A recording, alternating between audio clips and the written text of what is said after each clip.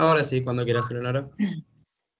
Bueno, buenas tardes a todas y a todos. Iniciamos este ciclo de reflexiones y experiencias restaurativas, construyendo conocimiento restaurativo, y agradecemos la participación de todos quienes nos acompañan.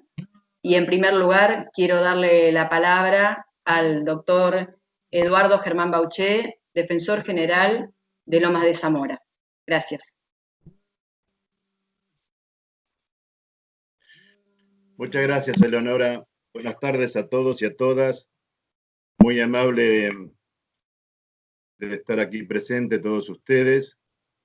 Vamos a dar inicio al ciclo de reflexiones y experiencias restaurativas, construyendo conocimiento restaurativo, con el auspicio y el aporte del Instituto de Estudios Judiciales de la Suprema Corte de la Provincia de Buenos Aires, quien también nos colaboró y nos auspició en el segundo Congreso Latinoamericano de Justicia Restaurativa. El Instituto, junto con 40 y algo de otras instituciones, adherieron a nuestro evento que lo realizamos en junio. Ese segundo Congreso Latinoamericano de Justicia Restaurativa fue realizado por la Defensoría General de Lomas de Zamora y por la Defensoría del Pueblo de la provincia de Santa Fe.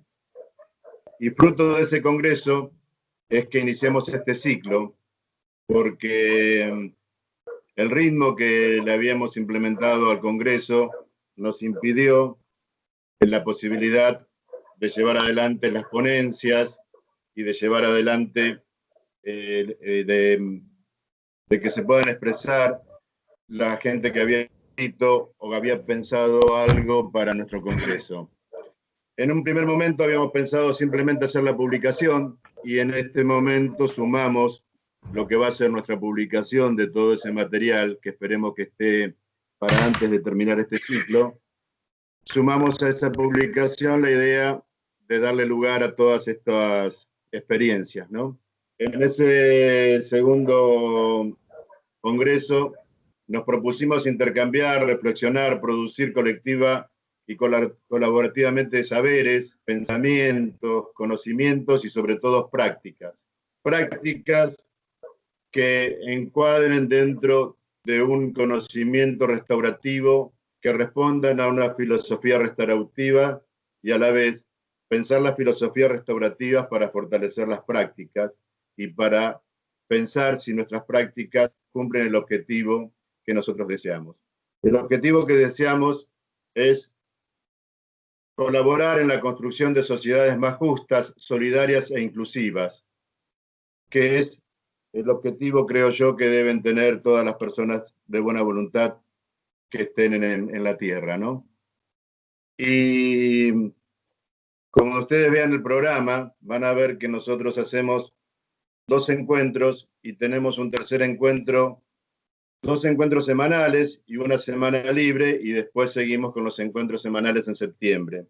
Esto es producto de que en esa semana que vamos a suspender nuestras actividades, se va a estar desarrollando el Congreso Mundial de Mediación, Un Camino hacia la Paz, organizado por el aquí presente, el doctor Jorge Pesqueira, un amigo de México, que después va a ser presentado formalmente, y que podemos anticipar y enunciar muy alegremente que el Congreso Mundial de Mediación va a estar dentro de las personas que van a estar presentes dentro del acto de apertura del Congreso, y nos va a dirigir la palabra, es el arquitecto Adolfo Pérez Esquivel, Premio Nobel de la Paz, argentino y Premio Nobel de la Paz.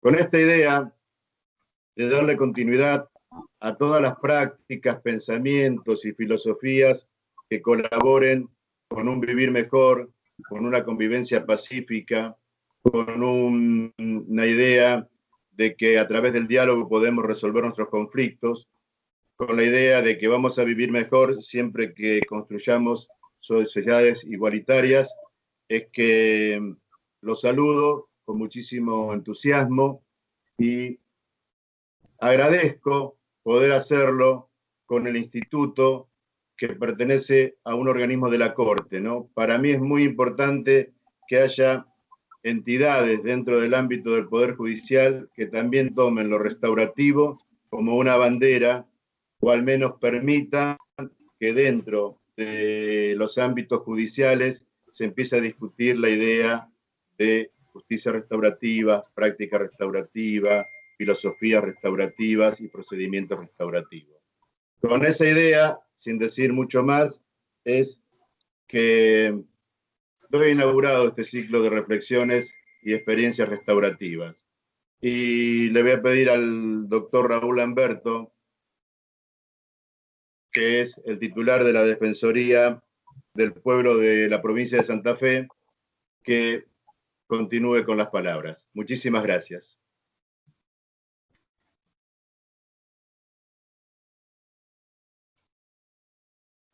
Buenas, no sé si estoy conectado. Lo estamos escuchando, doctor. Disculpe. Perfecto. Buenas tardes a todos. Un gusto, Lamberto. Sí, yo los estoy escuchando. ¿Ustedes me escuchan a mí? Perfecto, doctor, lo escuchamos. Adelante. Bueno, perfecto, bien, ¿no? Muchas gracias, Germán. Desde la virtualidad estamos hoy en este ciclo de reflexiones y experiencias restaurativas, que creo que es importante muchas veces no quedarnos en las expresiones que nos dan los congresos o las expresiones de las conferencias, sino avanzar a recoger las experiencias prácticas tan necesarias en algo que se va generando, que es esta cultura de lo restaurativo.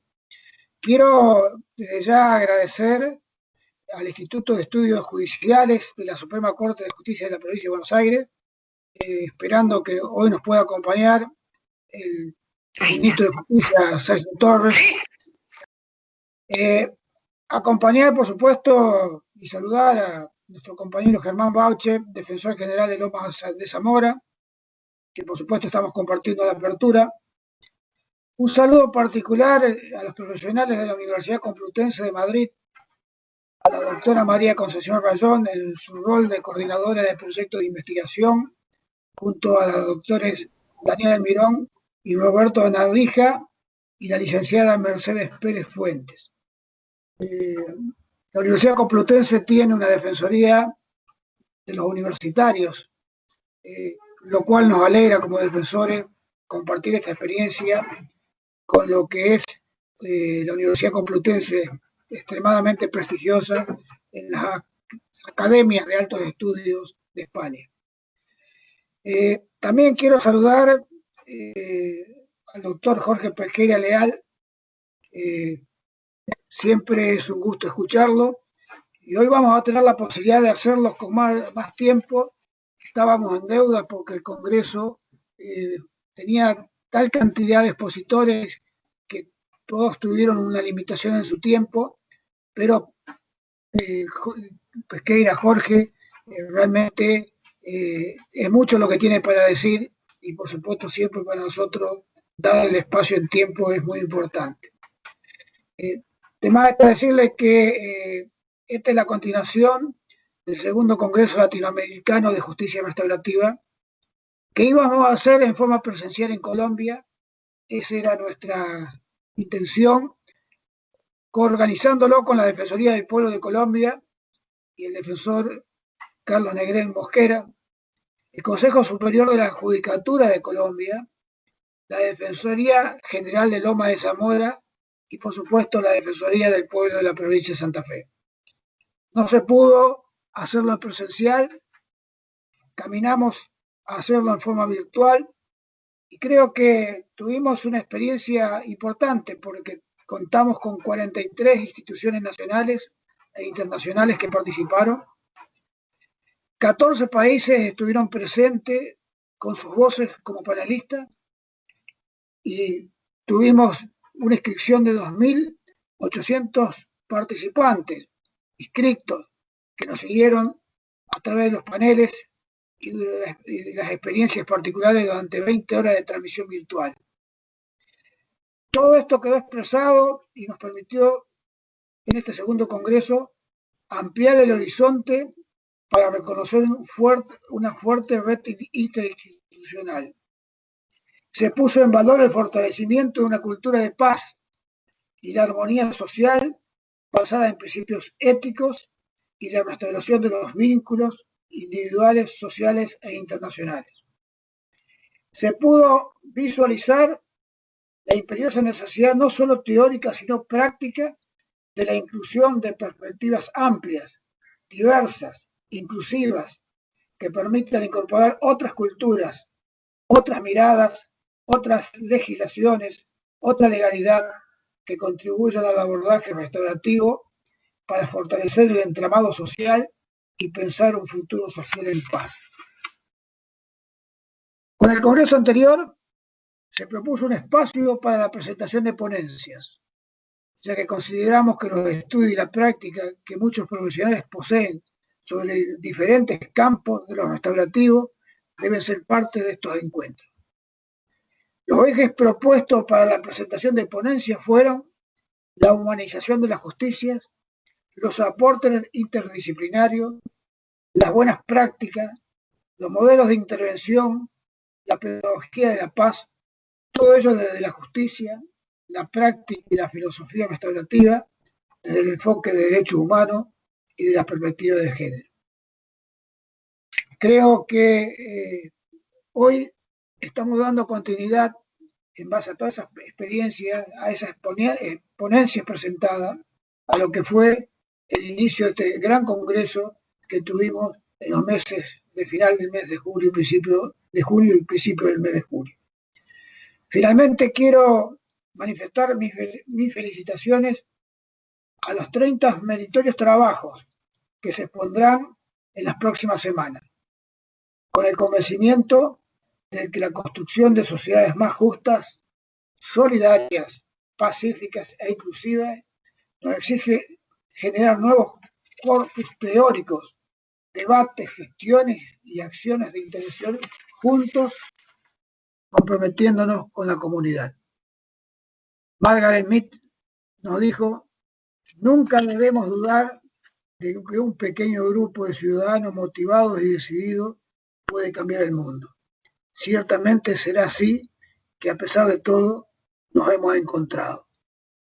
Fuerza y a seguir en este camino de ir construyendo una cultura restaurativa que evidentemente va a generar un cambio en la estructura, no solamente de nuestra justicia, sino de la vida cotidiana de los ciudadanos. Muchas gracias a todos.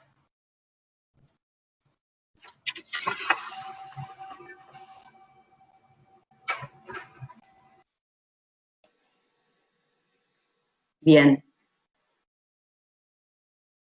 Bueno, muchísimas gracias a la presentación de este espacio del doctor Eduardo Germán Bauché, del doctor Raúl Lamberto.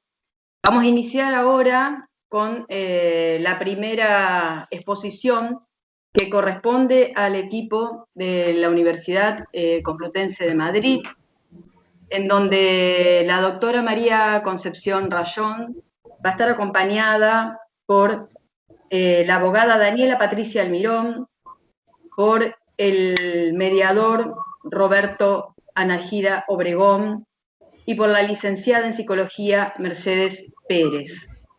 Me parece muy interesante algo que la doctora María Concepción Rayón me transmitió al momento de pedir la presentación y manifiesta: somos un equipo de la Universidad Complutense del Máster de Mediación. Soy una profesora, que me acompañan Daniela Almirón y Mercedes Pérez, que son estudiantes del máster y ya profesionales. La doctora María Concepción Rayón es doctora en Derecho, magíster, licenciada en Ciencias Políticas, mediadora, abogada del Instituto del Colegio de Abogados de Madrid y autora de diferentes publicaciones.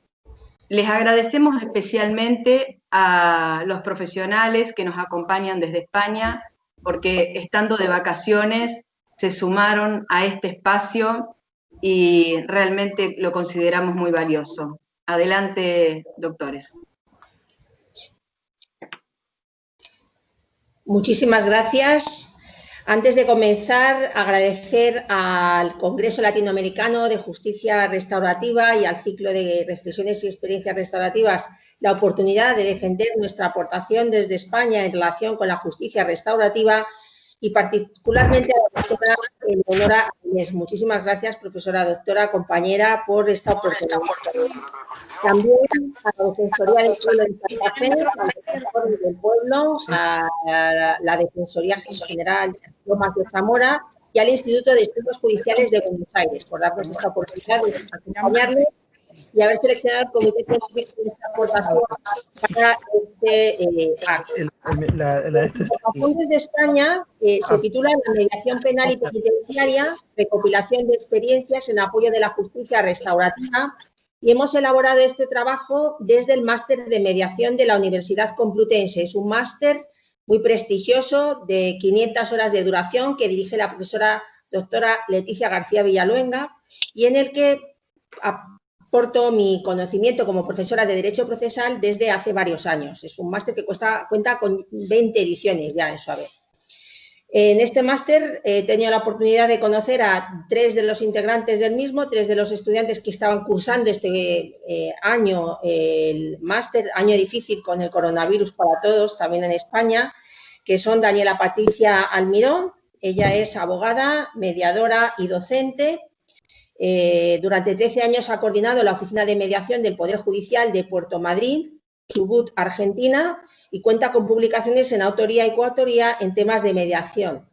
Es también directora ejecutiva del Centro Internacional de Estudios sobre Democracia y Paz Social y, como digo, en este curso 19-20 ha realizado el máster de mediación de la Universidad Complutense de Madrid, que es donde nos hemos conocido y donde hemos colaborado para desarrollar esta presentación. Igualmente nos acompaña Mercedes Pérez Fuentes. Ella es licenciada en Psicología, actualmente está jubilada y durante más de 30 años ha trabajado como psicóloga educativa en la Comunidad de Madrid, con lo que cuenta con una dilatada experiencia en este ámbito. Es además máster en Neuropsicología de la Universidad Complutense y experto en alta capacidad por la UNED. Ha realizado experiencias de mediación educativo y también en este año ha cursado el máster. Y no puede acompañarnos por motivos técnicos Roberto Anadija Obregón, él es mediador y psicólogo, y no puede acompañarnos porque, como decían, pues en España estamos disfrutando el mes de agosto de nuestras vacaciones, estamos con dificultades técnicas porque estamos desplazados de nuestros domicilios habituales, de nuestros lugares de trabajo, y bueno, pues haciendo un esfuerzo hemos podido conectarnos, pero francamente es complicado en estos momentos y agradecemos mucho esta posibilidad para defender nuestra aportación, que va encaminada a comentar cómo se regula en España, y nuestra aportación en ese sentido es cómo estamos desarrollando estos proyectos en nuestro país en relación con la justicia restaurativa y cómo avanza. Nosotros hemos de reconocer que desde Naciones Unidas, desde la Unión Europea, desde el Consejo de Europa, hay una gran idea, un gran interés en promover esta fórmula de satisfacción de la solución de conflictos, y en el ordenamiento jurídico español se ha incorporado relativamente recientemente. Se ha incorporado con la Ley Orgánica 5/2000, reguladora de la responsabilidad penal de los menores, y en el Real Decreto 1774/2004, de 30 de julio, por el que se aprueba el Reglamento de Desarrollo. Eso para el ámbito de los menores. En el ámbito de la mediación penal de adultos, la introducimos con la Ley Orgánica 1/2015, de 30 de marzo, de modificación del Código Penal, y con la Ley 4/2015, de 27 de abril, del Estatuto de la Víctima del Delito, que garantiza el acceso de las víctimas a servicios de justicia restaurativa. Por tanto, es una incorporación muy reciente en nuestro derecho. Contamos con legislación del siglo XXI. Pero no obstante, se habían estado desarrollando previamente experiencias por distintos juzgados para desarrollar, para implantar poco a poco esta justicia restaurativa. Destacamos, por ejemplo, la realización de proyectos piloto desde el Juzgado de Instrucción número 2 de Valencia, ya desde el año 1993. Posteriormente se desarrollaron en otros juzgados de otras comunidades autónomas con competencias al respecto. Concretamente en Madrid se hicieron varios proyectos, en Cataluña, en el País Vasco, y siempre con resultados muy positivos. El modelo que se ha implantado se ha ajustado al sistema procesal penal vigente en España y puede desarrollarse tanto durante la fase de instrucción como durante la fase de juicio como durante la fase de ejecución, basándose en los principios que se contienen en la ley de mediación, que básicamente son la neutralidad, la voluntariedad, la gratuidad, la confidencialidad, la autonomía e imparcialidad del mediador, la legalidad y la eficacia procesal del acuerdo. Sin embargo, esta regulación legal y teniendo también numerosas experiencias, todavía no se encuentra suficientemente arraigado en España, quizá debido al excesivo garantismo de nuestro sistema procesal penal en relación con los derechos del infractor. Con el presente trabajo, nosotros lo que pretendemos es presentar una serie de experiencias exitosas que se han llevado a cabo en nuestro país, en España, para reforzar la necesidad de implementar la justicia restaurativa, porque consideramos que son modelos complementarios, la justicia restaurativa y la justicia retributiva. Entendemos que los supuestos del Código Penal que son más propicios a este tipo de soluciones estarían, por ejemplo, los delitos patrimoniales y los delitos relacionados con las compras por Internet o los fraudes con tarjetas de crédito y débito, también para el caso de apropiaciones indebidas, en caso de defraudaciones, en caso de usurpaciones, en caso de hurto de uso de vehículos de motor. Hemos elegido algunos tipos delictivos de nuestro Código Penal en el que podrían ser desarrolladas este tipo de medidas. Lo que sí que tenemos claro es que el ámbito fundamental sería siempre los delitos privados.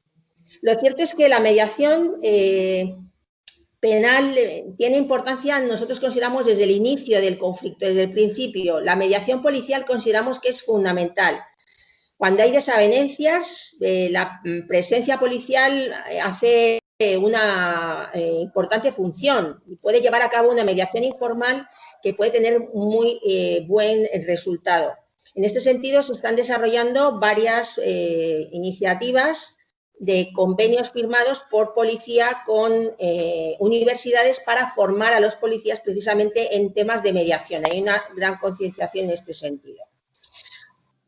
Lo que tenemos que darnos cuenta es que muchas veces las víctimas lo que no quieren es un proceso, lo que demandan es una solución rápida, que es precisamente lo que se consigue con esa mediación policial, por eso este avance en este sentido.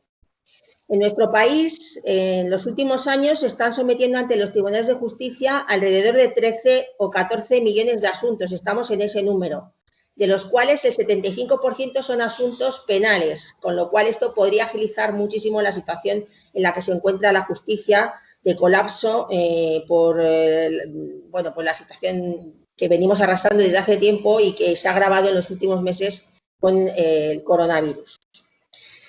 La legislación, como decimos, se ha ido introduciendo en leyes del siglo XXI, que acabamos de citar, y sobre todo en el ámbito de la ley de enjuiciamiento criminal se han desarrollado mucho los procedimientos relacionados con la conformidad. En la ley de enjuiciamiento criminal tenemos una ley de enjuiciamiento criminal decimonónica que posiblemente en esta legislatura del Partido Socialista Obrero Español sea modificada. Tenemos también un proyecto de reforma, pero que la conformidad ha recibido un gran apoyo y es precisamente donde se instaura estas medidas de las que estamos refiriéndonos. Y en el ámbito penitenciario se han desarrollado también numerosas experiencias que están teniendo mucho fruto, sobre todo a partir del año 2005 en los centros penitenciarios de Valdemoro, que fueron pioneros en la implantación de este tipo de experiencias. Como decimos, la mediación es posible en todas las fases del proceso como una forma de dar solución al conflicto y de reparar el daño y conseguir mejoras en la solución del conflicto, pero surgen interrogantes. ¿Qué requisitos necesitan los mediadores? ¿Qué contenido tiene ese acuerdo reparador? ¿Qué significado tiene la disculpa? ¿Qué valor y dónde insertaríamos a esos mediadores en la organización penitenciaria española?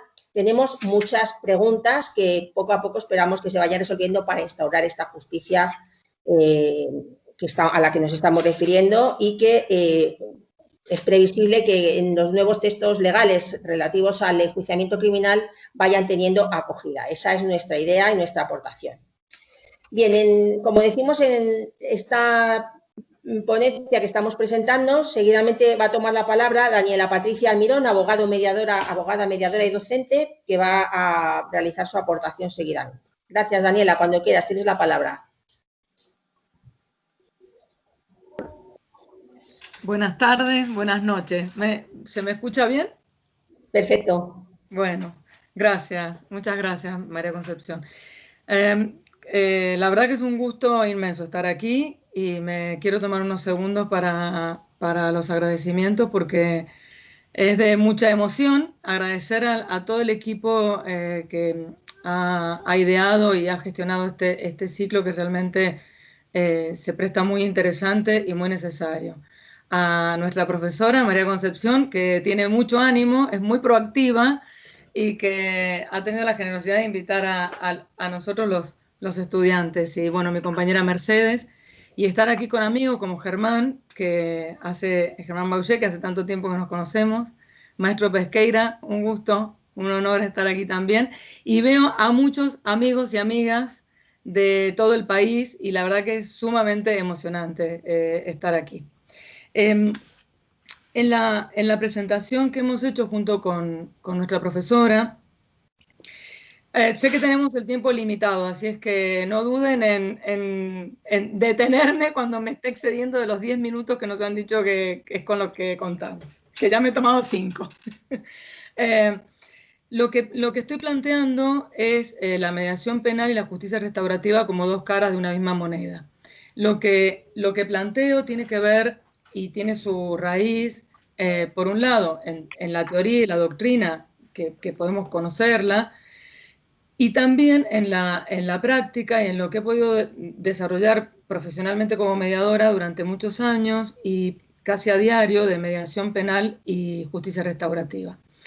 Yo creo que hay algo que puede resultarnos también evidente, que tiene que ver con que las personas, la ciudadanía, ante una situación de conflicto, de malestar, de problema, recurre inmediatamente a los estrados judiciales, ya sea porque va de manera espontánea o porque un abogado le sugiere y lo asesora para que vaya a los estrados de la justicia. Y si es una situación de un hecho de naturaleza penal, irá a los estrados de la justicia penal intentando encontrar una solución o una resolución o un alivio a lo que le ha sucedido. Y también es posible que nos resulte evidente que la justicia penal o los estrados de la justicia penal no dan acabada satisfacción a la ciudadanía. Esto no quiere decir que no den justicia, o sea, que la justicia retributiva sancionatoria no sea una justicia. Pero lo que surge evidente es que las personas no se sienten satisfechas y que además, en el no sentirse satisfechas las personas ofendidas, tampoco hay un proceso de gestión de lo que ha hecho para la persona ofensora. Así es que, partiendo de esto, el decir que he tenido la suerte de convivir con un código de procedimiento penal acusatorio que permitía los criterios de oportunidad y la aplicación de la mediación penal, entonces yo puedo tener formateada mi cabeza y mi desarrollo como mediadora en la justicia restaurativa y creer en ella. Pero creo en ella también porque lo he visto en lo que sucede transformativo verdaderamente de las dos partes. El planteo no es que la mediación penal sea abolicionista de la sanción penal o de la justicia penal. Lo que se plantea también es cómo los espacios del Estado, cómo el espacio judicial genera espacios de mediación con profesionales y operadores preparados para abordarlo. Y por otro lado, cómo se sostienen en normativas que también lo permitan, ¿sí? En esto que venía contando María Concepción acerca de cuál es la normativa en España. También lo que planteo es que he tenido la posibilidad de desarrollar esto en Argentina, pero también he podido, a raíz del estudio de la normativa y de práctica de mediación penal en España. Por tanto, lo que creo es que bajo las claves de la justicia restaurativa, que serían la invitación a la participación y al consenso de todas las partes, de la víctima y también del ofensor y de también otras personas que puedan sentirse dañadas directa o indirectamente por un ilícito.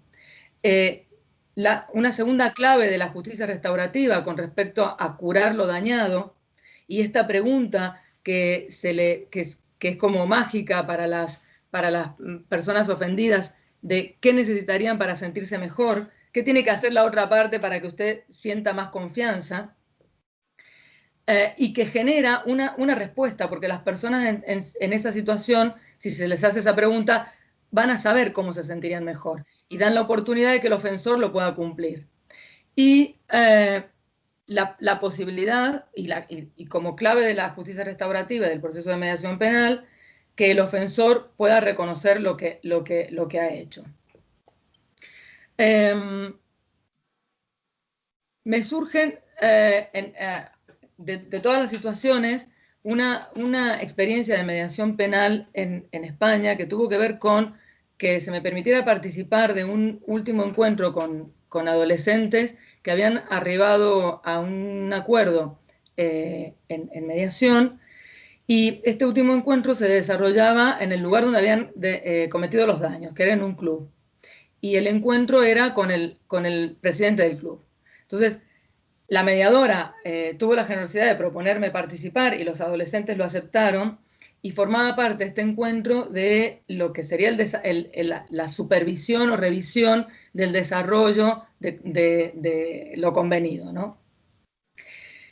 Que para mí significó poder llevar desde lo cultural y desde otro lugar también esto, que no tiene frontera, no tiene lenguas, no tiene idiosincrasias, la mediación penal y la justicia restaurativa. Y para ir terminando, me surge un mediado que una vez me dijo, lo que pasa, mediadora, es que lo importante es la verdad. Y nosotros, si nos sentamos juntos, conocemos la verdad. Y si conocemos la verdad y nos decimos la verdad, lo vamos a poder solucionar. Y traigo esto porque la verdad, como un paradigma del proceso penal, en la prueba de confesión, en esto de la verdad de cada uno, la suya, la mía, la de cada uno de ustedes, la verdad de la desiderata, de esto de escuchar a todos, incluso al aburrido y al ignorante que tienen algo que tienen una verdad que contar, y 3 ideas sobre verdad. La de los griegos, que la utilizaban como un descubrimiento, la de los romanos, que la entendían como el rigor, lo riguroso, lo opuesto a la mentira, y en hebreo, que significa la confianza de que se cumpla algo que se espera. Yo creo que la mediación penal y la justicia restaurativa aportan también verdad, que las personas en el espacio de mediación penal, con operadores profesionalizados, con un proceso prolijo, donde se dice la verdad de qué se trata el proceso, la verdad que quieran contarse las partes en ese espacio de confidencialidad, bueno, genera confianza en las partes, confianza en el proceso y sobre todo genera confianza social. Muchas gracias. Muchas gracias. Seguidamente interviene Mercedes Pérez Fuentes, psicóloga y mediadora. Cuando quieras, Mercedes.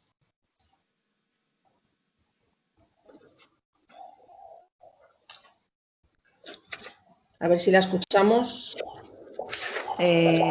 Buenas tardes, buenas noches. ¿Se me escucha? Sí, perfectamente, Mercedes. Gracias. Qué alegría, muy bien.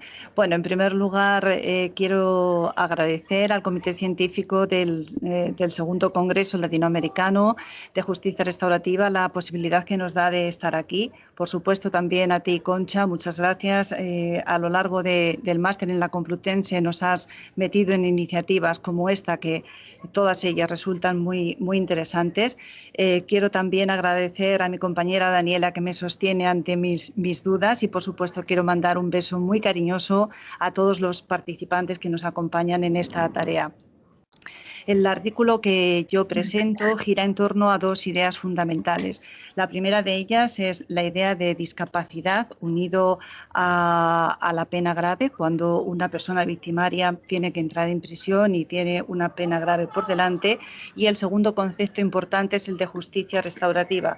Justicia restaurativa como herramienta fundamental y poderosa para poder dar voz a todas las partes y para dar contenido a la idea y a la palabra inclusión. Me voy a referir a la primera idea, al concepto de discapacidad. Hablar de discapacidad es un abanico muy amplio y dentro de cada una de las discapacidades hay distintos grados, pero aquí yo me voy a referir a la discapacidad que viene determinada por una enfermedad grave con padecimientos incurables. Indudablemente, cuando una persona tiene una enfermedad grave con padecimientos incurables y ha cometido un error, un delito, tiene que haber una serie de consecuencias. Eso es innegable. Pero sí que tenemos que cuidar también a esa persona, ¿no? Cuidar sus derechos, cuidar a esa persona también. Por otra parte, hay que decir que el tema de discapacidad ha podido aparecer en edades tempranas, con lo cual la persona se ha ido enfrentando a varios momentos de exclusión, tanto en el colegio como en el instituto, como tal vez en el mundo del trabajo. Y si el diagnóstico ha surgido ya en la edad adulta, pues por supuesto que algo se tambalea en la vida de esa persona. Creemos que estos aspectos deberían de ser considerados en un juicio.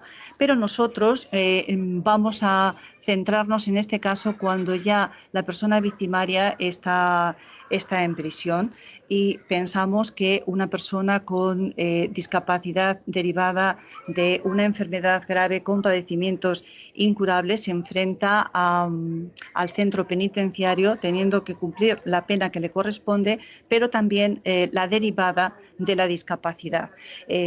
Seguro que va a haber una afectación motora y también de algunas capacidades. Con esto no pretendo decir que hay una discapacidad intelectual, pero sí puede tener afectada pues, la atención, la percepción o de alguna forma la manera de situarse en el tiempo, en el espacio, etcétera, etcétera. Por lo tanto, esta persona ya se van uniendo, digamos, penas, ¿no? La que tiene que cumplir, la derivada de su discapacidad, y si estamos, como ocurre en la actualidad, en un tiempo de pandemia, pues estas personas tienen que salir a un hospital, tienen que tener un tratamiento, tienen que tener unas consultas y cuando vuelven al centro penitenciario tienen que guardar un periodo de confinamiento, porque de lo contrario, pues bueno, podrían, en el caso de haberlo adquirido, contagiar. Por lo tanto, vamos sumando penas a esa pena grave, ya sabemos, mayor de 5 años, a la cual se tiene que enfrentar esta persona con discapacidad. No obstante, es cierto que hay algunos avances. En el sistema penitenciario español están, por ejemplo, los módulos de respeto. No todo el mundo tiene acceso a ellos, han de cumplir una serie de características, pero sí que facilitan un poquito el día a día. No obstante, la persona victimaria se tiene que seguir enfrentando a ir a comer, se tiene que seguir enfrentando a ir a hacer las llamadas telefónicas, etcétera, etcétera, con sus dificultades motoras que muy probablemente las tiene. También hay una normativa que nos ayuda mucho a seguir trabajando en este sentido, como por ejemplo son las leyes Mandela del 2015, donde se cuida a la persona victimaria, o la Convención de Naciones Unidas sobre los Derechos de las Personas con Discapacidad de 2006. También el artículo 49 de la Constitución española nos dice que hay que cuidar a las personas con discapacidad. Por lo tanto, tenemos dos conceptos que nos parecen muy importantes. Es decir, por una parte tenemos que una persona tiene una discapacidad grave y por otra parte la finalidad del centro penitenciario está en que esa persona llegue a pensar, llegue a sentir que lo que ha hecho no está bien, surge un arrepentimiento y tiene que conseguir integrarse en la vida de una manera positiva y pacífica. Por lo tanto, ¿qué podemos hacer? ¿Qué podemos hacer para intentar casar estas cosas, estos dos conceptos, estas dos ideas que parecen difíciles de llevar al unísono? Bueno, pues nosotros, con toda la humildad del mundo, tenemos una propuesta, y esta propuesta viene de la mano de la justicia restaurativa. La justicia restaurativa efectivamente tiene varias características, y que es una, como hemos dicho anteriormente, de las ideas centrales en el artículo, porque trata de dar voz a la víctima, de cuidar a la víctima, por supuesto, porque trata también de cuidar a la persona victimaria, trata de darle esa inserción, trata de darle esa posibilidad de inclusión verdadera, y porque piensa, como decía mi compañera y como hemos venido diciendo, en la importancia de la verdad. Por lo tanto, nosotros pensamos que si se favorece el diálogo, si se favorece el diálogo entre víctima y victimario a través de la mediación, a través de círculos restaurativos, con una persona como puede ser el perfil del mediador, mediadora, que por lo menos por lo que yo conozco en España se necesita tener una licenciatura o se necesita tener un grado y después una formación específica. Así lo hemos recibido, por ejemplo, en el máster de la Complutense. Esta persona puede guiar ese proceso, puede facilitar esa colaboración entre víctima y victimario, y les puede llevar a cada uno, como ya se ha dicho, a un reconocimiento de lo que ha pasado y a una satisfacción personal que raramente se puede dar sin poner en práctica esta herramienta tan valiosa. Por lo tanto, creemos que sin desprendernos de esos principios fundamentales que son la confidencialidad, la imparcialidad, la neutralidad y la voluntariedad, sí que se puede, si existe realmente el consenso entre víctima y victimario y el mediador, la persona mediadora así lo ve, se puede llevar las conclusiones de esos diálogos a la Junta de Evaluación, a la Junta de Tratamiento, y sí podría servir, si realmente el victimario ha conseguido hacer ese proceso en positivo para su persona y para el reconocimiento y empoderamiento de la víctima, de ese cambio de grado que es tan necesario para que esa persona pueda recuperarse y no tenga que cargar con todo lo que supone el hecho de su discapacidad en un centro penitenciario. Por lo tanto, ¿qué es lo que nos aporta la justicia restaurativa? Pues nos aporta la posibilidad de dar voz a la víctima, y nos aporta el permitir que la persona victimaria pueda vivir en el sentido más literal de la palabra. Por lo tanto, creo que vale la pena intentarlo. Nada más y muchas gracias. Muchísimas gracias. Y como conclusión de esta conferencia, de esta ponencia que hemos realizado, destacar que con la situación de crisis y colapso judicial resulta favorable y muy valiosa la aparición de este tipo de fórmulas y de iniciativas que pueden desarrollar en cualquier momento del proceso. Es una solución complementaria al sistema tradicional de justicia y promovemos su instauración definitiva en nuestro país, con el éxito además que han tenido las experiencias que se han ido desarrollando. Esta es nuestra aportación desde España. Muchas gracias a la organización por la invitación para participar y, por supuesto, a los asistentes por su atención. Quedamos a disposición por si quieres formular alguna pregunta. Gracias.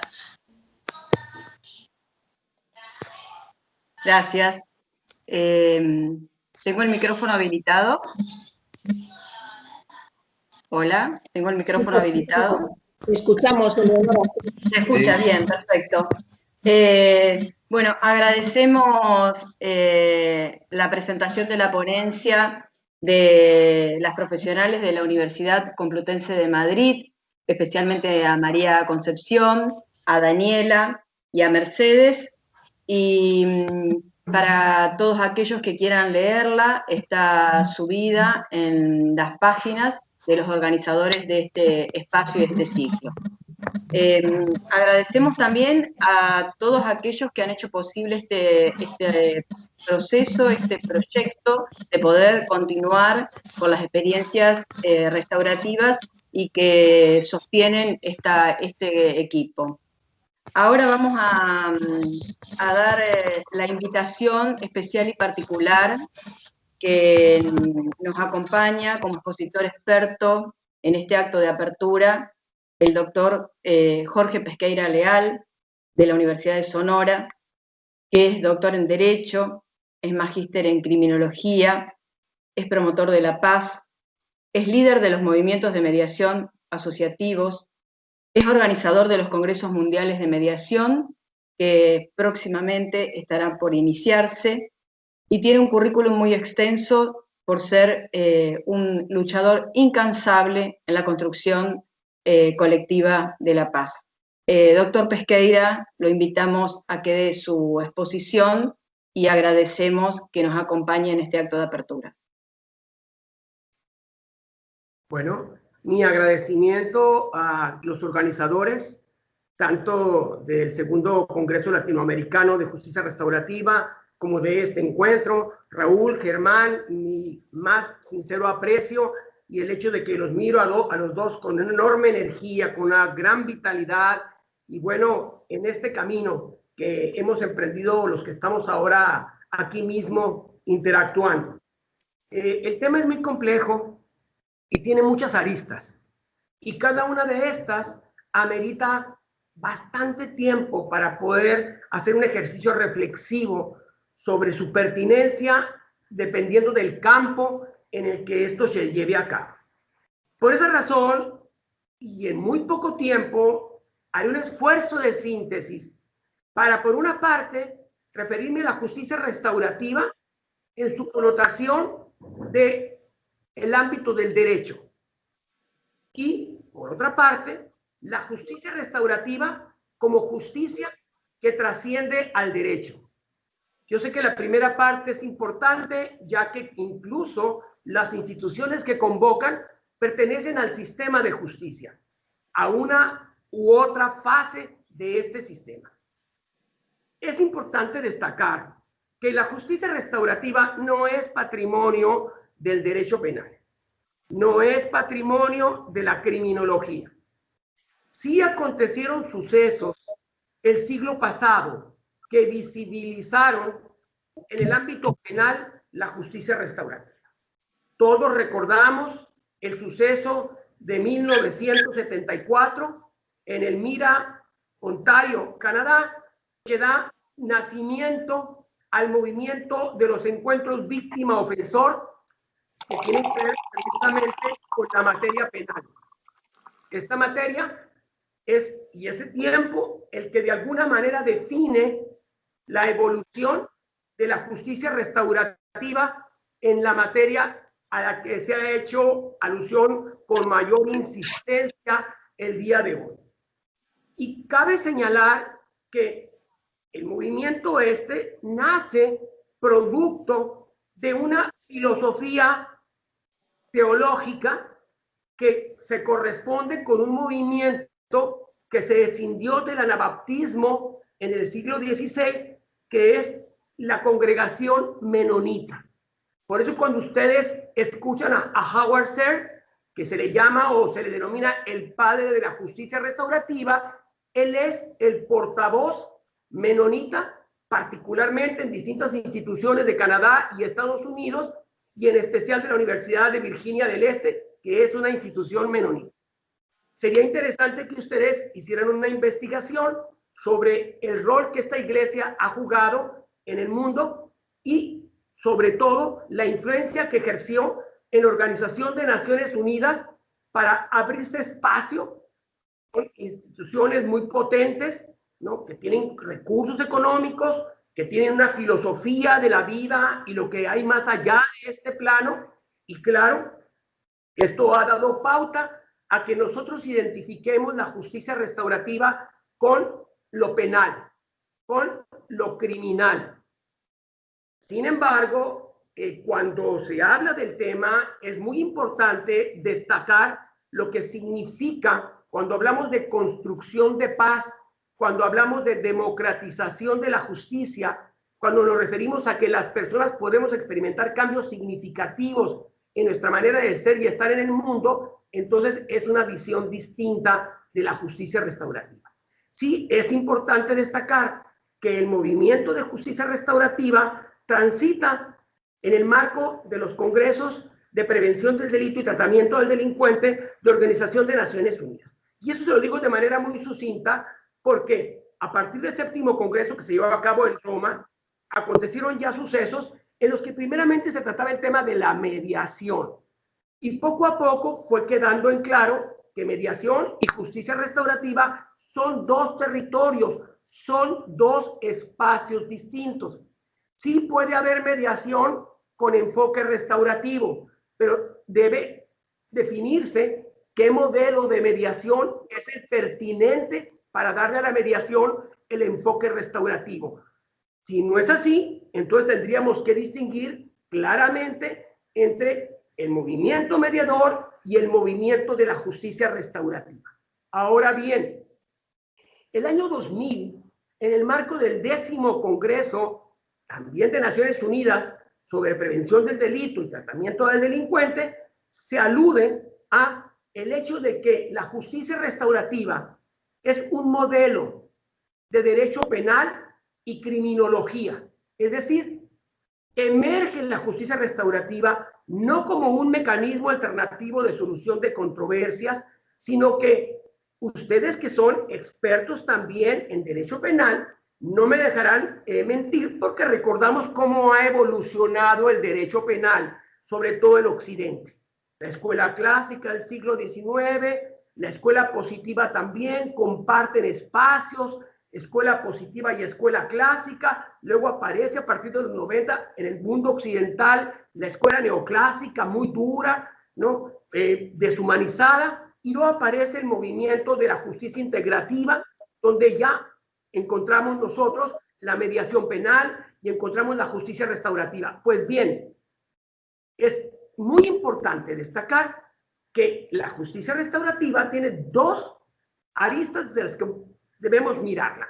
La justicia restaurativa como modelo o como corriente de pensamiento con una connotación sustantiva y la justicia restaurativa como un mecanismo alternativo de solución de controversias o una figura que contempla distintos procesos.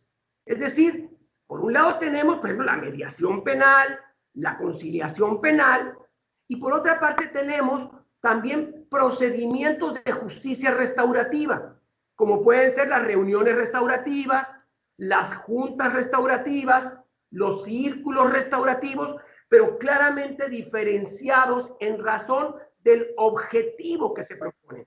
Por eso, cuando se habla de justicia restaurativa, no nos podemos nosotros conformar con que se aluda al hecho de que es un simple facilitador la persona que opera la justicia restaurativa. La justicia restaurativa es compleja y la persona que se involucra en la justicia restaurativa en materia penal debe tener conocimientos que le permitan identificar las causas, el origen, factores asociados al fenómeno criminal y en particular al perfil de las personas que actualizan ilícitos. Habría mucho que señalar al respecto, pero lo más importante es que hay una noción sustantiva de justicia restaurativa, que se da en el marco de lo que es la justicia autocompositiva, a diferencia de la justicia adversarial heterocompositiva, y que también a su vez está indirectamente vinculada a la justicia social o a la justicia distributiva. Esto es muy importante porque cuando hablamos de justicia no estamos hablando necesariamente de derecho, pero claro, en este caso, en esta primera fase sucinta, sí me estoy refiriendo a la justicia restaurativa como derecho y en particular estoy haciendo alusión en la materia penal. En la materia penal regulada, así como se señaló en España, con un marco normativo, pero también es importante destacar que hay otras materias en las que el derecho tiene interés de que la justicia restaurativa cobre vigencia. Uno de los ámbitos más importantes es la materia familiar. Es decir, justicia restaurativa en materia familiar. Esto se los coloco sobre la mesa específicamente para que veamos que hay ciertos rubros o ciertas ramas del derecho donde la justicia restaurativa tiene un espacio. Ese espacio es muy limitado en relación a, si nos atrevemos a hablar de filosofía de la justicia restaurativa, ahí ya son palabras mayores, es otro contexto que trasciende el contexto del derecho. Pues bien, en el caso específicamente del derecho, les pongo un ejemplo que sería el de México, ¿no? Y lo que ha sucedido en México en este campo de llevar a lo jurídico la justicia restaurativa. Y bueno, el movimiento inicia en la última etapa del pasado siglo y poco a poco va tomando una enorme fuerza a lo largo de los 20 años que llevamos de transitar el siglo XXI. Pues bien, durante ese periodo hubo un cierto momento en el que se plantearon iniciativas de reforma constitucional en México. Y estas iniciativas fueron en materia de seguridad y justicia. Y claro, se abordó la justicia en general, pero también se hizo alusión puntualmente a la justicia penal. En la iniciativa a la reforma constitucional se planteó que, si bien es cierto, el derecho penal se caracteriza por ser represivo, también cierto es que la humanización del derecho penal, no la despresurización del sistema, no, la humanización del derecho penal, debía llevar a una forma de solucionar los conflictos, pero solucionarlos con cierto grado de dificultad.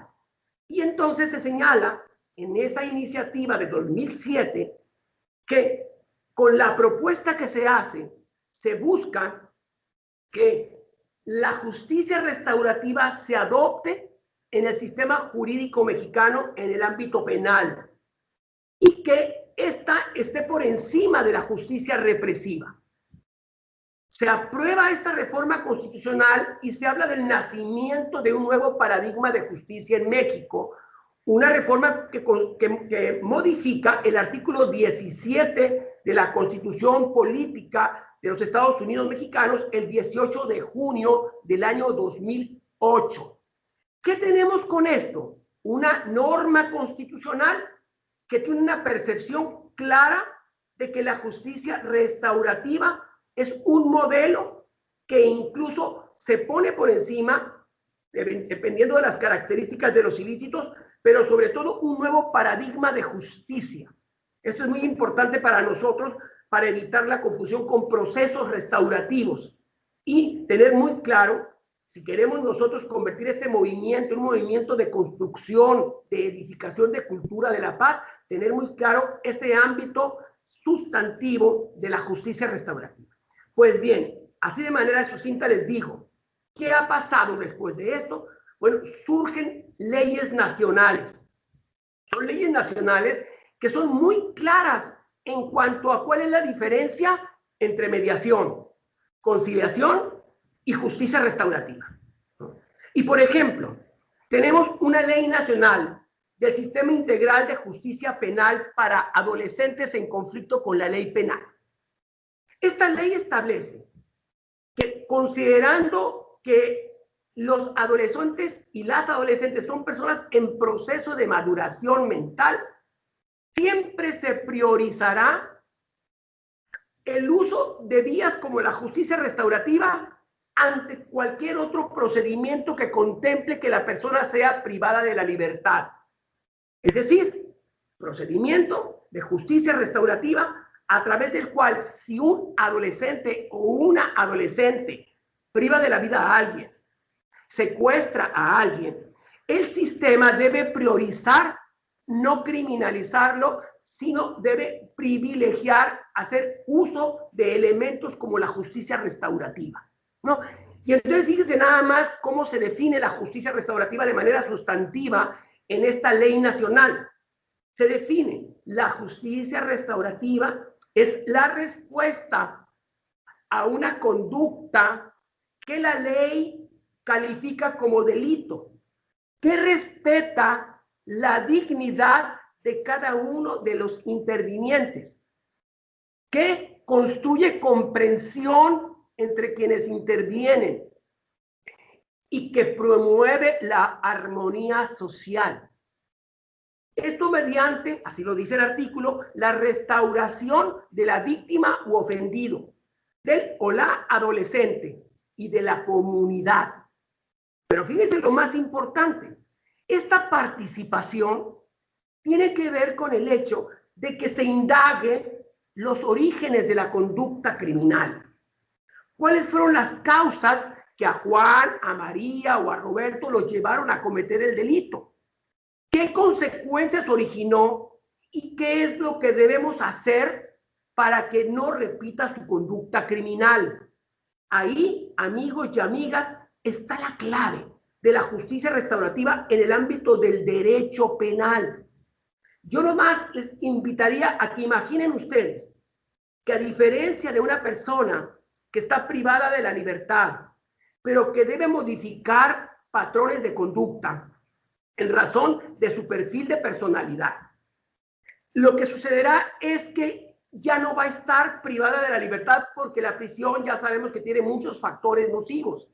Pero en libertad, la etapa previa a un encuentro restaurativo es compleja. Él o la experta en justicia restaurativa en materia penal tendrá que hacer una indagatoria sobre los factores que concurrieron de entorno, de contexto, de historia de la persona que cometió el delito. Son elementos previos a el inicio de una reunión restaurativa, una junta restaurativa o un círculo restaurativo. Y bueno, ya en la dinámica de la junta, el círculo o la reunión, tienen características bien definidas en México en cuanto a cuál es la diferencia entre una, otra y otra. Ustedes van a encontrar que conforme se van construyendo los acuerdos, esto se debe vincular a las necesidades de los protagonistas. ¿De quiénes? Necesidades de la víctima o ofendido, necesidades del ofensor, necesidades de la comunidad. Por ejemplo, la víctima tiene necesidad de respuestas, de que se conteste a lo que pasó, tiene necesidad de reconocimiento, tiene necesidad de seguridad, sobre todo en Latinoamérica y la violencia que vivimos. Tiene necesidad de reparación, pero no de reparación pecuniaria necesariamente. Hay una amplia gama de alternativas de reparación. Tiene necesidad de significación como humano o como humana la persona. Tiene necesidad de reintegración social, incluso la víctima como víctima. Porque en justicia restaurativa partimos de la premisa de que existe víctima-víctima, victimario-víctima y comunidad victimaria-víctima. Y todos en su conjunto participan en procesos y en estos procesos construyen compromisos. Se hace o elabora un convenio en el que yo me comprometo, por ejemplo, a no acudir a ciertos lugares, a no visitar a ciertas personas, a adoptar una actividad de modificación de patrón de conducta, habilidades cognitivas como autocontrol, asertividad, empatía, compasión, etcétera. Es decir, en el acuerdo restaurativo se construye un programa de reintegración social, que si falla quien se compromete, entonces la suspensión del procedimiento en la etapa en que se encuentre, se levanta la suspensión y el procedimiento continúa. Aquí no basta con que digas perdón y se acabó. Resulta que ustedes mejor que yo saben que en la materia penal se tutelan valores. Son los valores más relevantes. Por eso el derecho penal es el más importante de todos los derechos. Porque tutela el valor vida, porque tutela el valor libertad personal, el valor patrimonio, seguridad sexual, etcétera. Entonces, si está tutelando valores, cualquier persona que actualiza un tipo penal, un delito, independientemente de su jerarquía, independientemente de la dimensión del valor, esa persona ha de experimentar una consecuencia. No es ir a prisión. No necesariamente significa que un juez le dicte a un tiempo determinado estar privado de la libertad, pero sí significa que en el convenio del encuentro restaurativo, las personas lleguen a acuerdos que se deben cumplir y que si no se cumplen, entonces el procedimiento continúa. Y esto vale en el caso de adolescentes, independientemente de la gravedad del delito, en México. Y en el caso de los adultos, existe una ley nacional que se llama Ley Nacional de Mecanismos Alternativos de Solución de Controversias en Materia Penal. Y esta ley contempla tres figuras. Contempla la figura de la mediación penal, de la conciliación penal y la figura de los procesos restaurativos. Entonces, además, para las personas que ya están sentenciadas, existe una ley nacional de ejecución penal que establece las juntas restaurativas como procesos para, en todo caso, solucionar, abordar, gestionar la realidad en las que las personas se encuentran, si es que hay un encuentro entre la víctima o ofendido y la persona sentenciada, y cuál es el efecto que produce. Les pongo un ejemplo. En tratándose de la materia penal de adolescentes, para que haya un encuentro entre una persona adolescente y la víctima o el ofendido, es indispensable que hayan transcurrido 180 días de preparación. O sea, mínimo son 6 meses para preparar a la víctima o ofendido para evitar, para prevenir su revictimización. Pues bien, miren, si nosotros miramos la justicia restaurativa desde la vertiente, desde el margen del derecho, hay mucho que construir, ¿no? Y hay mucho que construir en otras ramas. Por ejemplo, en el derecho medioambiental, pero sobre todo una rama que está ahí esperando con ansias que la justicia restaurativa aparezca en escena en el ámbito del derecho, es la justicia restaurativa en materia familiar. Bueno, con esto concluyo así de manera muy rápida que tenemos que distinguir entre la justicia restaurativa es regulada, administrada a través del derecho por instituciones como las que convocaron a este encuentro y la justicia restaurativa independientemente del derecho. Esa es la justicia restaurativa que se está moviendo ahora mismo en el mundo. Y ya ahí no se necesita ser profesionista, no se requiere ser especialista en una rama del derecho en particular.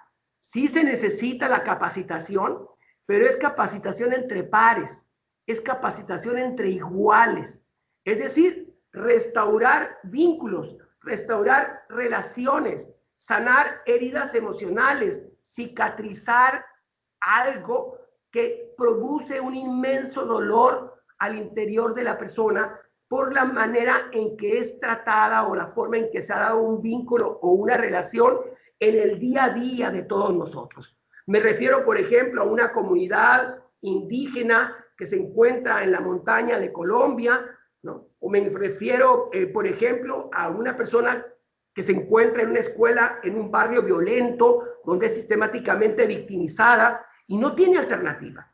Si yo les dijera a ustedes las dimensiones de ausencia de acceso a la justicia en el mundo, incluido la Unión Europea y otros países desarrollados, ustedes se asombrarían del porcentaje de seres humanos que no tienen acceso a la justicia formal. Entonces, ahí es donde aparecemos nosotros los ciudadanos. Ahí es donde aparecemos las personas que operamos y empezamos a desarrollar movimientos de construcción, de edificación de paz. Es un empoderamiento de nosotros. ¿Y quiénes son los que pueden ser un referente de formación, de capacitación para miembros de comunidades escolares, para miembros de barrios, para miembros de pueblos indígenas, para miembros de los contextos del entorno nuestro? Pues ustedes.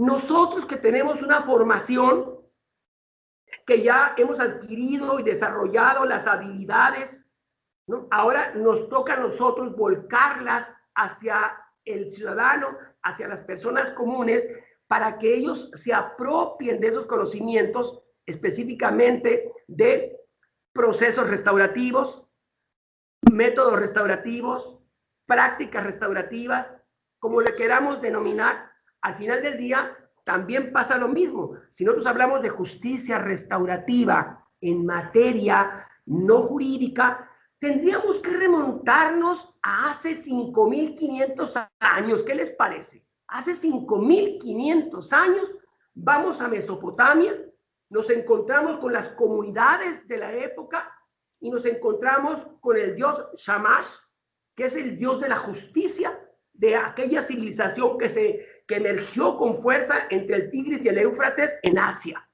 Pues ahí ese dios habla, de acuerdo a la mitología, de equidad, de equilibrio, de rectitud, de verdad, de todos los ingredientes que contempla la justicia como justicia independientemente del derecho. Sabemos que si un derecho no es justo, no es derecho. Se antecede al derecho a la justicia. Ahora mismo hay decenas de miles de comunidades originarias en el mundo que no tienen un derecho escrito y que viven en base a sus usos y costumbres ancestrales y milenarias. Nosotros traemos un curso como civilizaciones. Ahora me refiero yo a civilizaciones antiguas, por ejemplo, como la egipcia, y si ustedes leen sobre la diosa Maat, la diosa de la justicia en el antiguo Egipto, hace ya casi 5.000 años, van a encontrar una diosa que también, ¿verdad?, promueve la rectitud mental, la rectitud de corazón, que promueve el equilibrio del ser, que promueve la equidad, que promueve la bondad. Esa es con una connotación de filosofía natural muy inmensa, muy intensa, pero que tiene que ver con justicia. Nosotros, si queremos convertirnos en actores del cambio en la cultura, en nuestras sociedades, tenemos que distinguir nuestra función de justicia restaurativa en el marco del derecho y luego venirnos a la justicia restaurativa en el marco de la cotidianeidad, donde en la familia hay enorme violencia, donde en el barrio hay enorme violencia, donde la escuela tiene mucha violencia. Pues esas violencias instaladas en distintos ámbitos necesitan que haya autocomposición para la solución de los conflictos. Pero las personas se comportan como lo hacen porque así aprendieron y no se comportan de manera distinta porque no saben. Entonces, ¿qué tenemos que hacer nosotros? Pues el privilegio de haber desarrollado conocimientos, aptitudes, competencias, habilidades, pues volcarlo hacia las personas en esos espacios, en esas comunidades. Y entonces es ahí entre pares, como poco a poco, ¿verdad?, se va entreverando una nueva manera de relacionarnos. Sabemos ustedes y yo que una persona es violenta o es pacífica consigo misma dependiendo de cómo se relaciona hacia su mundo interior. Que una persona o una familia es violenta dependiendo de cómo se relacionan sus integrantes. Entonces, violencia y paz tiene que ver con la manera en que nos relacionamos con nosotros mismos y con quienes nos rodean.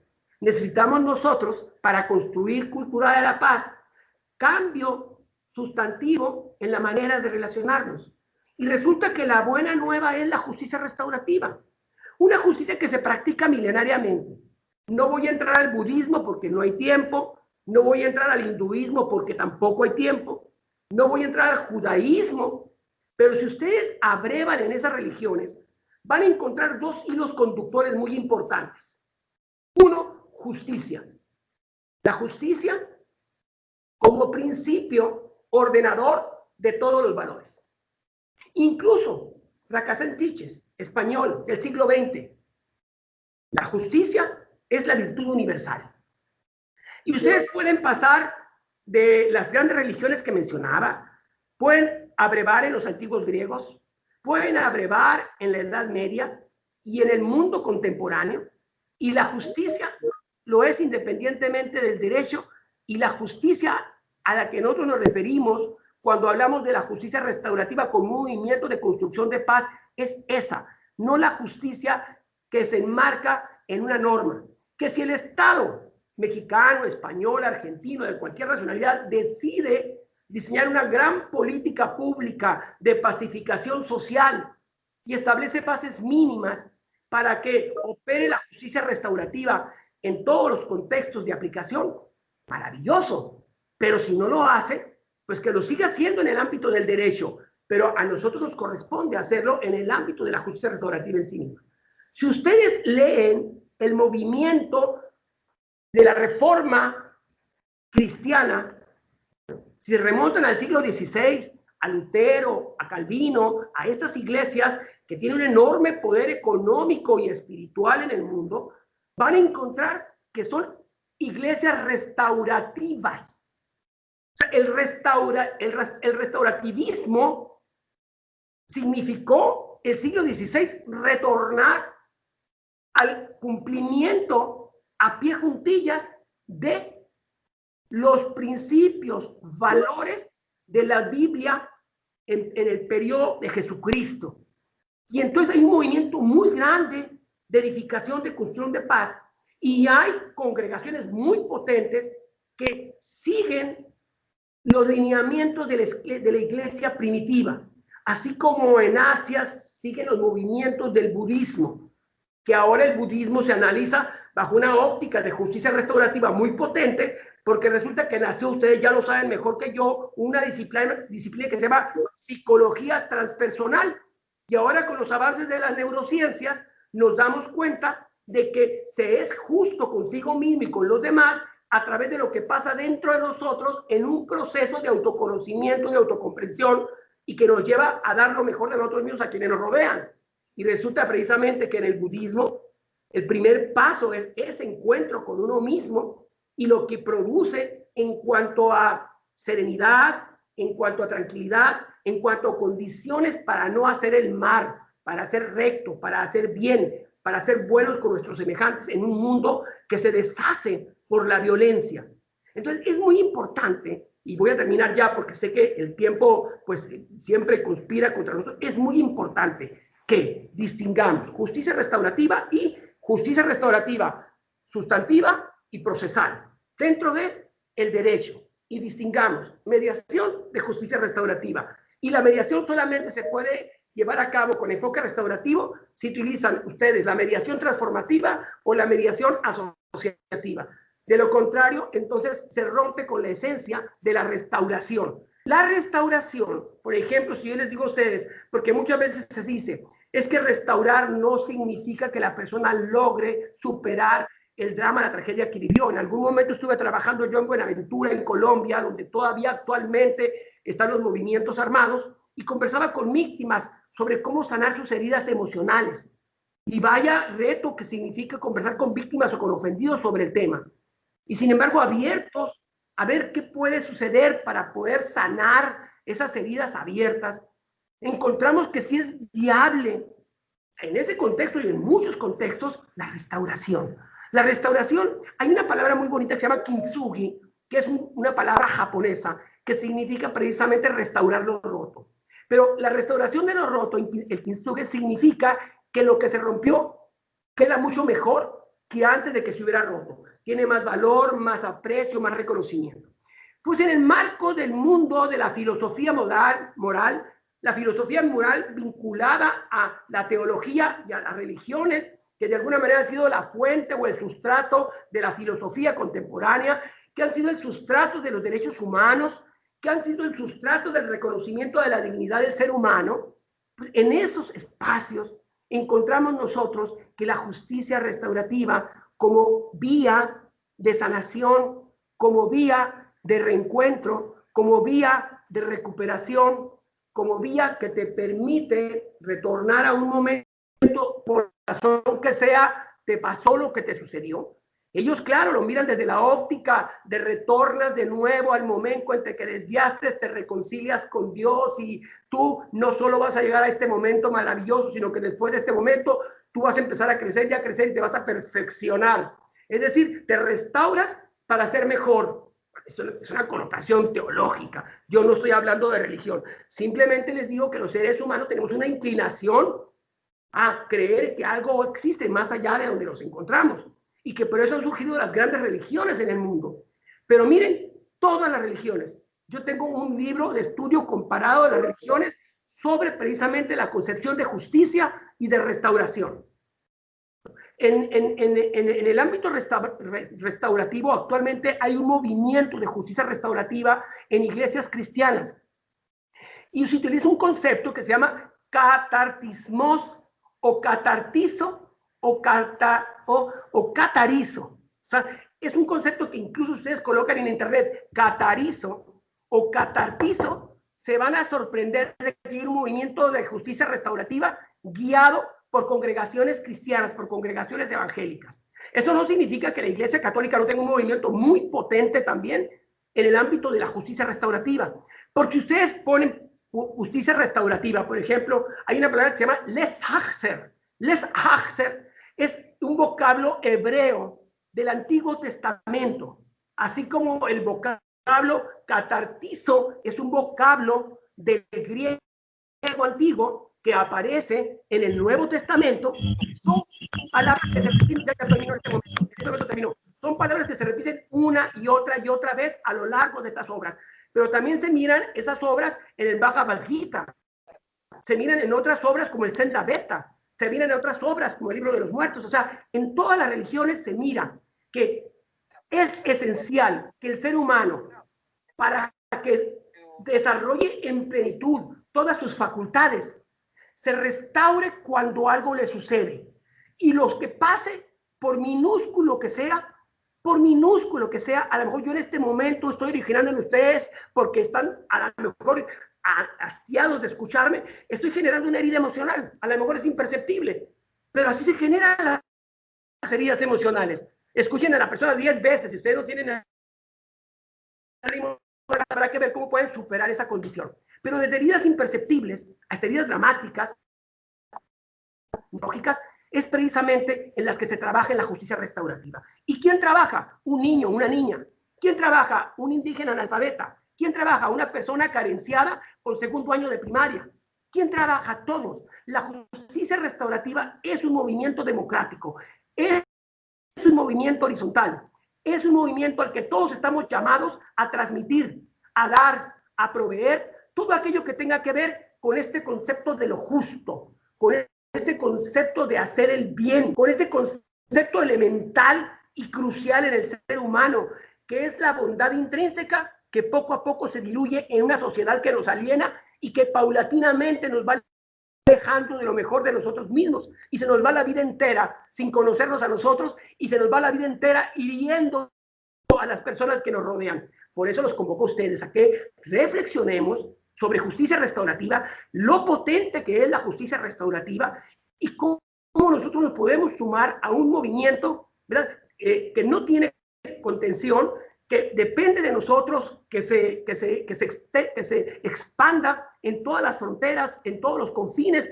de donde vivimos. Y miren qué bálsamo más importante para esos miles, fíjense nada más, y lo digo con estadística, para esos miles de millones de seres humanos que no tienen acceso a la justicia adversarial, con una justicia adversarial que está condicionada a muchos factores para que se haga justicia realmente, vamos abriendo un espacio para que nos autorregulemos los seres humanos, ya que las instituciones no nos ayudan, o nos ayudan poco, o nos ayudan más o menos, o ayudan bien a un cierto sector de la población. Vamos por el resto, que son la mayoría de los argentinos, bolivianos, colombianos, españoles, senegaleses, etcétera. Vamos a trabajar en esto de que cada ser humano tiene el merecimiento para transitar hacia el desarrollo armónico y pleno de todas sus facultades. Pero si no le proveemos las condiciones para que eso suceda, estamos condicionando su mundo, estamos discriminándolos, excluyéndolos, estamos siendo protagonistas y actores de la injusticia social. Para construir justicia social es necesario que tengamos una visión muy clara de justicia, una visión muy clara de restauración, y el amalgamamiento entre justicia y restauración es justicia restaurativa. Y es ahí donde me encanta el hecho de que ustedes estén congregados en un evento como este. Muchas gracias. Muchísimas gracias, doctor Pesqueira. Quiero hacerles llegar a la doctora María Concepción Rayón y su equipo, al doctor Pesqueira, los saludos que van llegando desde el chat. Además, muchas preguntas que, atento el tiempo, entendemos que va a ser un poco complejo poder contestarlas ahora, por lo cual invitamos a quienes hicieron las preguntas que las puedan transcribir al correo del Congreso de Justicia Restaurativa para que nosotros podamos transmitírselas a los profesionales. Vamos a hacer una pregunta común para la doctora María Concepción Rayón y una pregunta para el doctor Pesqueira como cierre, y después la palabra del doctor Bauché y del doctor Lamberto para cerrar esta jornada que realmente pudimos cumplir con el propósito de poder reflexionar y compartir experiencias. Y la pregunta dice: ¿cuándo es posible realizar la derivación de un caso a justicia restaurativa? Si brevemente, primero quiere contestar la doctora Rayón y después el doctor Pesqueira, y les damos las gracias.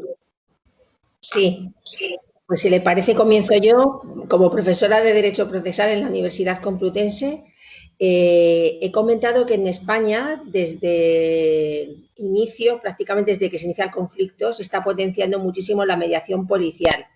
He sido profesora también en la Academia de Policía de Ávila, de Policía Nacional de Ávila, y se está potenciando mucho la mediación desde que surge el conflicto y aparece la policía. Por supuesto, ya luego en la investigación, en fase de juicio, a través de las conformidades, que hay distintos momentos procesales para poder plantear esa conformidad y hacer esa derivación a mediación penal a través de distintas fórmulas, como acaba de comentar también el compañero, todas aplicables en España, y por supuesto luego la mediación en el ámbito penitenciario. En todas las fases se puede hacer, igual que la mediación civil. Y me ha gustado mucho escuchar el aporte del compañero en relación con la mediación familiar. Efectivamente es así, y en España es donde más éxito tiene. La mediación en el ámbito familiar tiene muy buena acogida y muy buenos resultados. Muchas gracias. Espero haber resuelto la pregunta al asistente que necesitaba esta aportación. Si alguien quiere alguna cuestión adicional, por supuesto, a través de la doctora me pueden plantear lo que necesiten y yo se lo haré llegar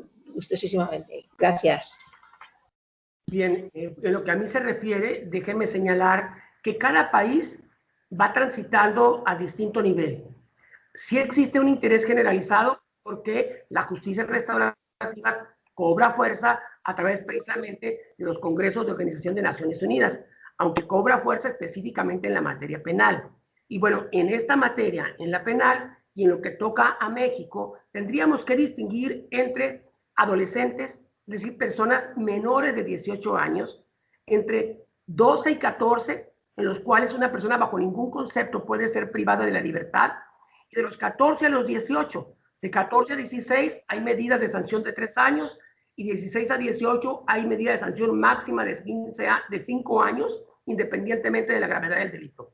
Pues en este contexto, el artículo 18 de la Ley Nacional del Sistema Integral de Justicia Penal de Adolescentes establece que se debe priorizar la justicia restaurativa o la mediación. Son las dos figuras que se contemplan en esta ley. No se contempla la conciliación.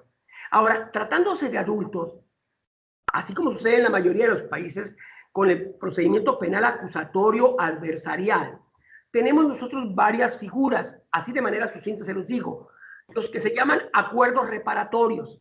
Los acuerdos reparatorios se pueden llevar a cabo si se trata de delitos patrimoniales sin violencia en las personas, si se trata de delitos que se persiguen a petición de parte, o si se trata de delitos culposos independientemente de la gravedad de la culpa.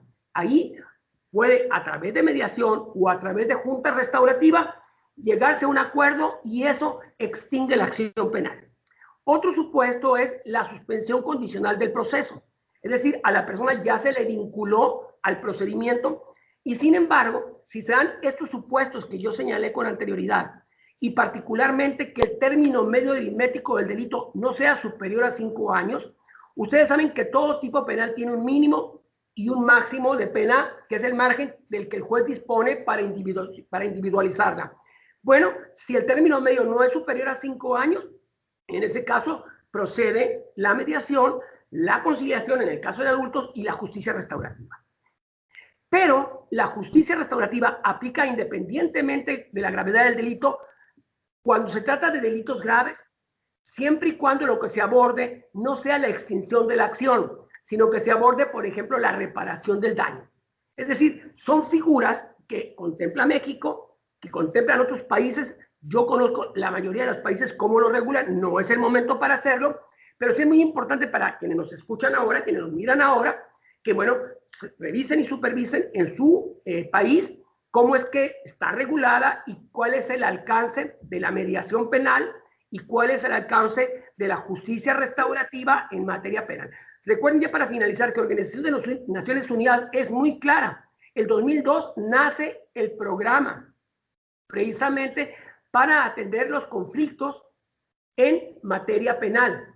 Y el 2006 nace el Manual de Naciones Unidas, en el cual también se contempla específicamente la materia penal. Entonces, para un congreso de esta dimensión, ustedes y yo sabemos que la materia penal es muy importante por los valores que tutela, pero las demás materias lo son también y mucho, y es ahí donde tenemos un enorme trecho por recorrer, un camino por andar, y bueno, con gente como ustedes, como los organizadores del evento, ¿no? Como Raúl, como Germán, como todos ustedes, ¿no? Como todas nuestras amigas y amigos que nos acompañan, como mi colega también de la Universidad Complutense, donde tuve el privilegio de estudiar hace ya muchos años el doctorado, y donde tuve el privilegio de estudiar en un instituto que era muy famoso en aquel tiempo, que seleccioné yo porque era el mejor del mundo, el Instituto de Criminología de la Universidad Complutense, que después regresé al instituto a la vuelta de ya muchos años, y desgraciadamente lo que era una maravilla en su momento, pues el instituto en sí mismo se concentró en la capacitación de policías. Pero bueno, de alguna manera hay hermandad con ustedes, contigo, María Concepción, ¿verdad? Porque bueno, también soy hijo de la Universidad Complutense de Madrid, lo digo con mucho orgullo en cualquier lugar que me planto, igual que con la UNED. Hice un doctorado en la Universidad Nacional de Educación a Distancia, que es vecina ahí de la Complutense, y bueno, pues hay esos vínculos muy fuertes.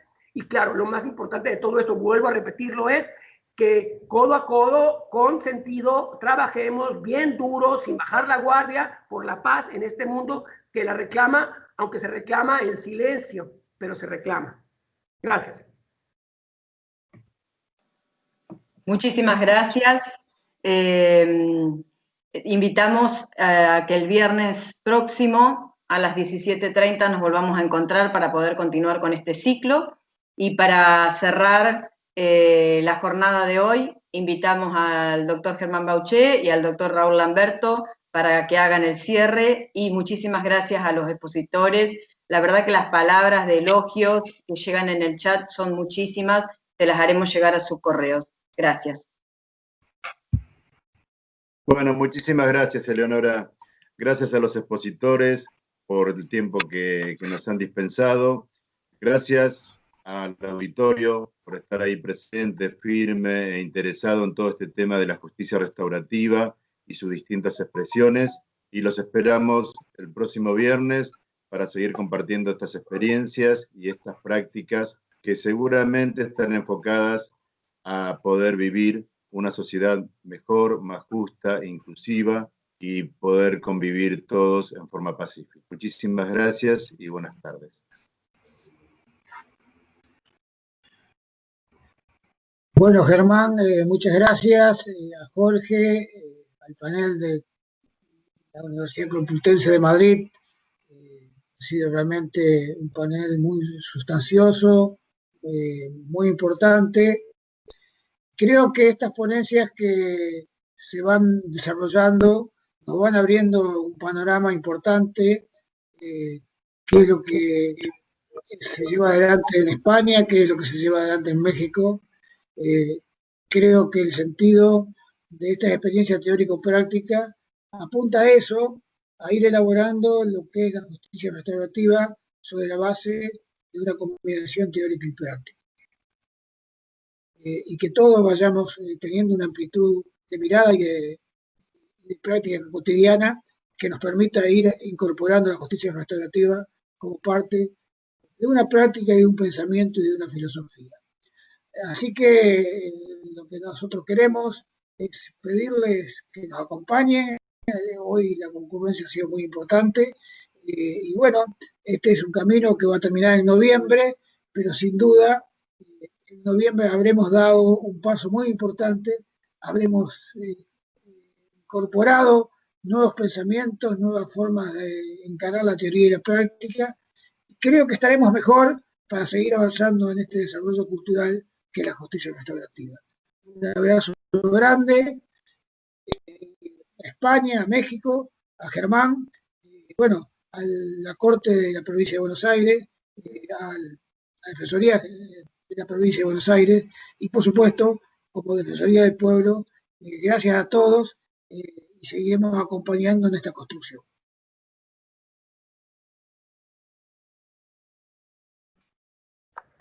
Muchas gracias. Saludos a todos, propongo un aplauso virtual y les recuerdo que la grabación se sube a partir del día lunes en la página del Instituto, estudiosespeciales@ssba.gov.ar. Saludos. Chao. Chao, Fernando. Muchas gracias.